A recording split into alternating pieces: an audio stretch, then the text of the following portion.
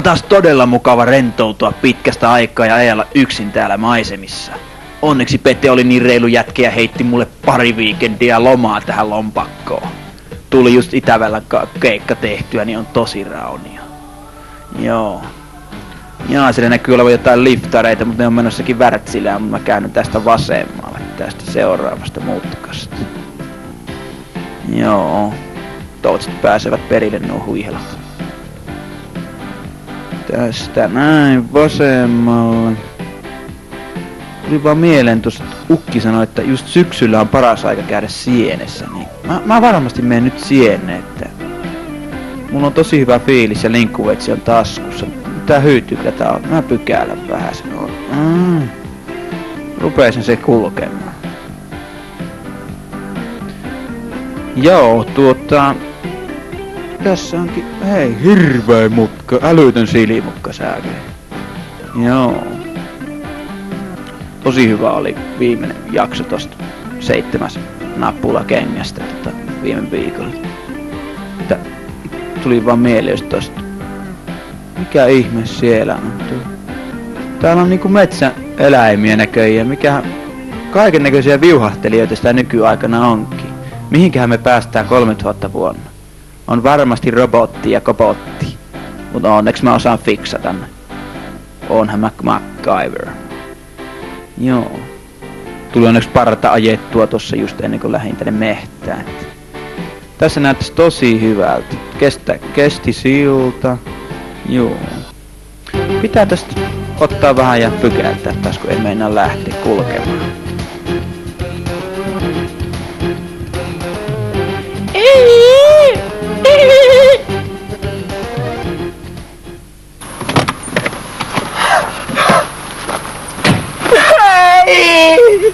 Harvinainen mormyska kansan siili. Minä ajoin sen päälle.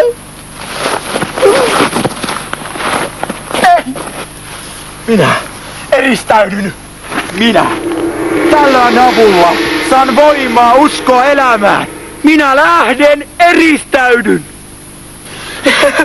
Pelastakoon tämä raukka joku. Ei pysty. Minä jätän tämän maallisen omaisuuteni. Minä jätän auton kaikki. Minä lähden.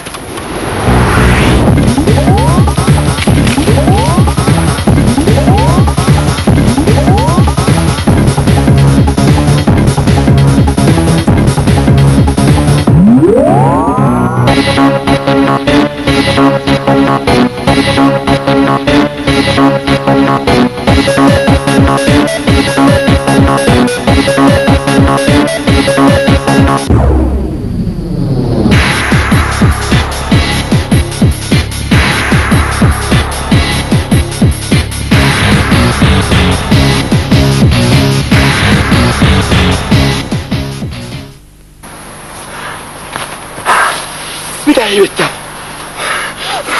Valtaisa rinne. Kuinka minä pääsen tuonne? Mun täytyy rakentaa.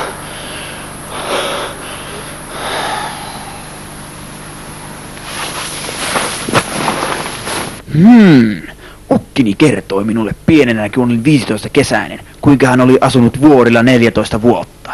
Hän kertoi, kun hän halusi päästä K-City Marketin ostamaan kaljaa, niin hän teki pulkan vuorten vahattuneista kasveista. Tästä minä tämän laitan näin. Sitten tätä jalopeuraa hieron tähän tuppiin. Joo, näin. Sitten tuohon akseli. Joo, kyllä onnistuu.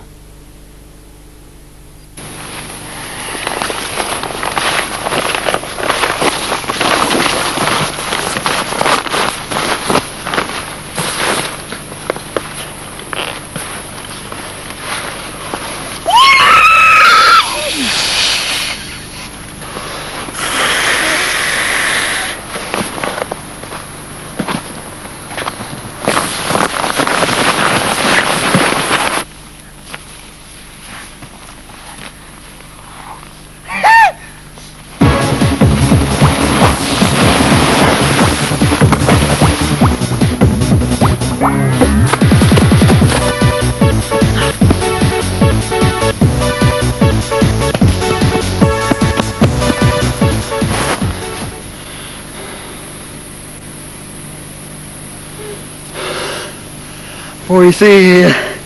Ei. Olkoon tämä se paikka, jonka pyhitän sille pyhälle mormuskakansan viimeiselle siilille.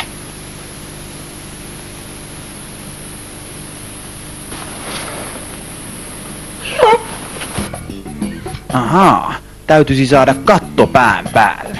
Joo, ukkini kertoi, kun olin 15 kesäinen, hän oli asunut merellä 11 vuotta. Siellä tuuli hyvin paljon, kuten syksyisen ilmaan kuuluu. Minun täytyy tehdä joku lämmin iglu itselleni. Joo, aloitan tästä. Joo, siihen katteita vähän sen. Joo, sitten tietysti tuuli. Se on erikoinen elementti näin syksyisin. Tämä tähän. Joo, aika hyvä. Sitten narua.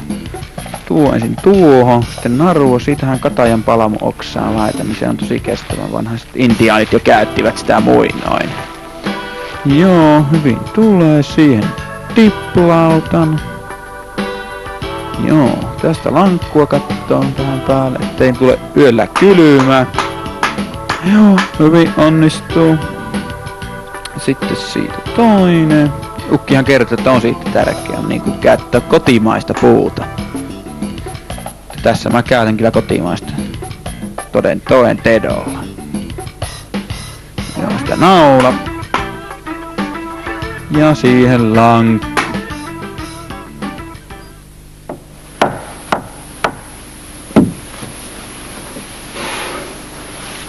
Valmis on.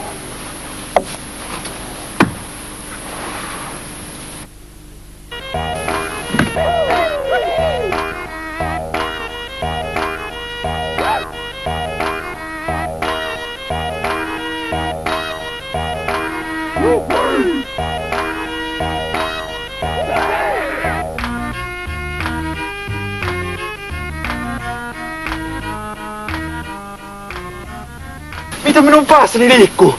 Ei pysy koossa ajatukset, rakennukset. Minun täytyy... Minä tapaan.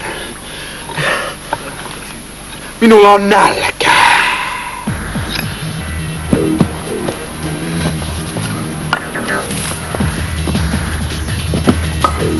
Minun täytyy saada tuli. Onneksi ukkini opetti minut 5-vuotiaana tekemään tulen.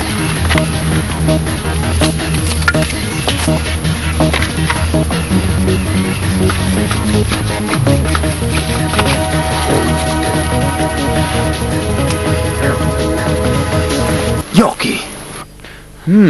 Mummoni kertoi minulle, kun olin 15 kesäinen. Meidän siinä vieressä oli joki siinä meidän talolla ja mummi kertoi, että sieltä saa kalaa. Mummihan hukkui siihen, mutta ei se mitään. Minun tarvii saada onki. Mitenhän minä sen saisin keksittyä? Ahaa, otan linkkuveitseni, jonka sain Armenian kassalta viime vuonna. Otan sen terän puhtaaksi. Sitten tästä otan tämän sopivan kokoisen kepin ja rupean raiskaamaan sitä.